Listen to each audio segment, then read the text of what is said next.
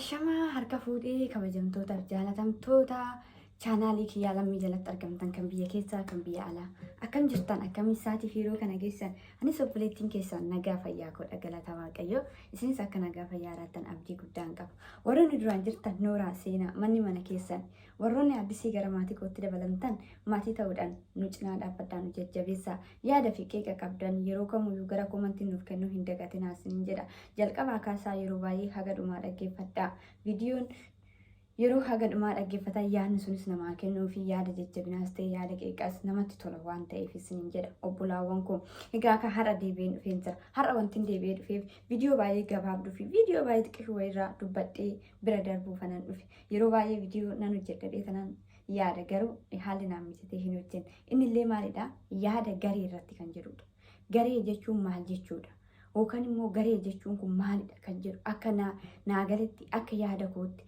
yaani namaa adda adda ani akkanan yaadutti namni biraa yaaduu dhabuu danda'a akka tokko yaaduu dhabuu danda'a yookiin immoo ilaalcha adda addaa keessa nagalchitanii na laaluu dandeessa yoo waa'ee garee kana dubbadhu ilaalchota adda addaa san keessaa baatu amma yaadaaf qalbiidhaan gara koo taatu na caqasaa isiniin jedha.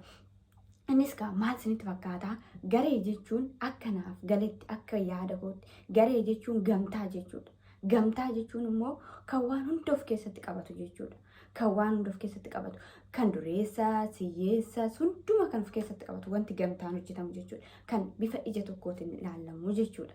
Garee jechuun akkanattan beekas hagan irraa hagan yaada koo haga umurii koo kana keessa ga'etti jechuudha.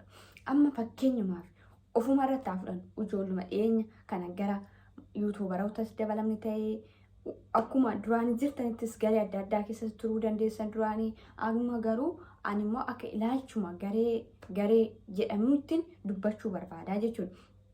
Garee jechuun kan rakkataan itti gargaaramu kan wantoonni hundi itti gargaaramu jechuudha. Garee jechuun bifa adda addaatiin hidhameera. Gareen gargaarsaa, garee hojii, garee adda addaatu jira. Garuu achirraa immoo ani har'a garee hojii yaa fudhadhu. Fakkeenya ofuma yaa fudhannu jechuudha. Gaafa garee hojii kana fudhannu fakkeenyaaf kan na quuqee na dubbisuu na barbaachise yeroo baay'ee warra soddaa jenna.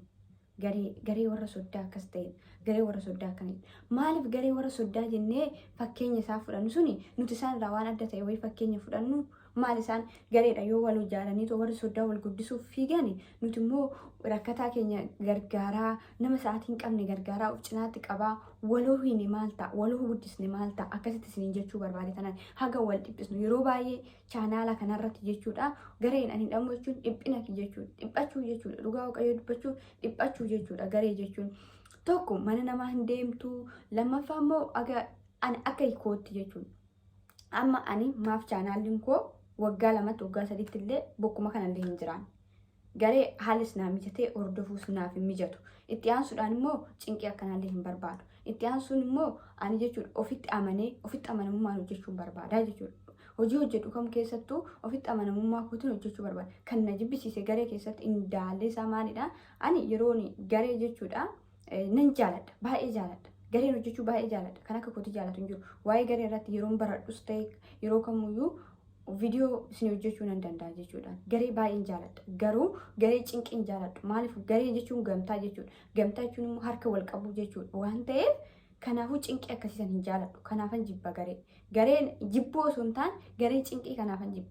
Malee anillee garee itti dabalamee akkuma nama kamuutu yeroo namni tokko jechuudha. Sa'aatiin biizii godhuu danda'a yeroo garee sun eegalamutti. Garuu yeroo garee sun eegalamu sa'aatii biizii ta'e sanirraa yeroo immoo boqonnaa fi aarsaa wayii godhee hojjetee galchuu danda'a jechuudha. Garuu maaliif bakka cinqiin kun maalidha? Maaf garee erga jennee maaf cannaqamna? Garee jechuun kan itti wal gargaaran kan itti walirraa fuudhan bakka hangara adda addaati walitti dhufeenya uumanii wal gargaaran malee kan itti wal cinqanii miti. Kanaafuu maaliif wal cinqina? Garee yeroo baay'ee gareen hidhamu wal cinqii maaf baay'ata? Walii maaf dhiphisna jechuu barbaade walumaa galattuu rakkataa itti gargaaramaa jiru gareen keenya kun har'a nama sa'aatii yeroo hojii isaatiif biizii ta'a mana namaa keessa jiraata. Garuu chaanaalli isaa sun akka guddatuuf barbaada garee kam keessattuu taa'ee jechuudha. Itti gargaaramaa jira rakkataa sun itti gargaaramaa jira garee san keessatti moo gatamee bira darbamaa jira. Isinumaaf nan dhiisa isinumaaf gaafii haa ta'u isiniin jedha. Itti aansuudhaan immoo dura ammallee dubbadheen jira waa'ee warra soddaa inni kanarratti. Warri soddaa yoo gamtaa akkasirraa of gumeesse nuti maaliif ilaalcha addaa horachuu dinna? Nutis nama akkuma isaanitti. Maaliif isaan har'a garee wal ijaaranii haala adda addaa bari isaan karaa adda addaatiinis wal gargaaruu danda'an jechuudha. Nuti immoo maaf waan isaan irraa adda ta'e wal hojjechuu dinna? Maaf iyyaannu maanu ilaalcha keenyan hin deemnu? Maa ilaalcha isaanii qofaan hin deemnu? Akka tokko hojjetetti tokkumaa wajjin akka baluurra gadaa morma nama jallisadhaan. Yoo isaan garee wal ijaarani nuti tooftaalee adda addaati wal ijaarru garee wal ijaarree wal gorsuudhaan haala sa'aatii keenya irratti wal gorsuudhaan dirqama walitti kennu osoo hin taane haala firiitti ta'an haala chaanaalonni keenya ittiin guddatan dhugaa irratti hundoofne har'a bar iskiriishuutti galchuuf faayidaa hin qabu. Yaa ta'u laallame jechuumaaf malee iskiriishuutti namni tokko harka irratti butee galchuu danda'a. Arginee jirra iskiriishuutti harki irra butamee viidiyoon achi iskiriishuutti ta'uu fi viidiyoon taphatamee iskiriishuutti ta'u maaltu isa gargar godhe tokkuma isuma tokko. Inni kun garagara yoo jettan ragaa qabatamaan natti agarsiisuu ni dandeessan. Ani garuu nan amana. Inni kun isa tokko jedhee iskiriishuutti harki irra butamee fi iskiriishuutti viidiyoo waraabban inni tokkuma yoo piliinisii keessatti ta'e qofa. Piliinis afaan tunna dide xiqqoo ingiliffatanaa waliin dandeenyu isa keessatti yoo ta'e qofa beeksisa malee viidiyoo tokko tokko keessatti hin beeksisu sirmaayyuu jechuun barbaada. Walumaa galattuuyyuu haalli hunduma keessaniifuu waaqayyoon haala isinii mijeessee warroonni garee hiitanii garee hojjechuu barbaadan mee haala kana yaala.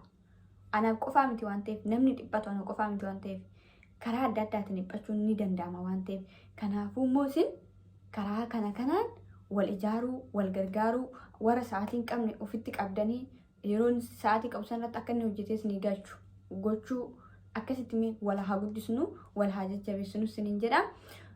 Kanuma fakkaata yaanni kun har'a guyyaa irraa qabadhee dhufee viidiyoo kana samoonni qaata irratti nan hojjedhadheen ture garuu haalli naaf hin mijanne irratti nu sin hojjenne kana siniin jedha. Warroonni akka tasaa ilaalcha akkuma dura eegale ilaalcha adda addaa keessa galtanii kan natti qabamtanis yoo ta'e dhiifama siniin jedha. Tokko tokko hin jaalattan maaliif garee jechuun akkuma barbaannetti garee cinqamnee hojjechuu barbaanna kan jedhu sin nabamu jechuudha. Kanaafuu nabamtaa waan ta'eef warroonni akkanaa immoo ilaalcha akkasii keessaa baatoo dhiifama naaf godha. Garee jechuun gamtaa jechuudha. Gamtaa jechuun immoo kan hiyyeessatti gargaaran kan bakka sa'aatii ofiitirraa aarsaa godhanii kan itti wal gargaaran malee kan itti karaa adda addaatiin wal dhiphisanii miti isiniin jechuun barbaada. Walumaa galattuuyyuu ani garee baay'een jaaladha.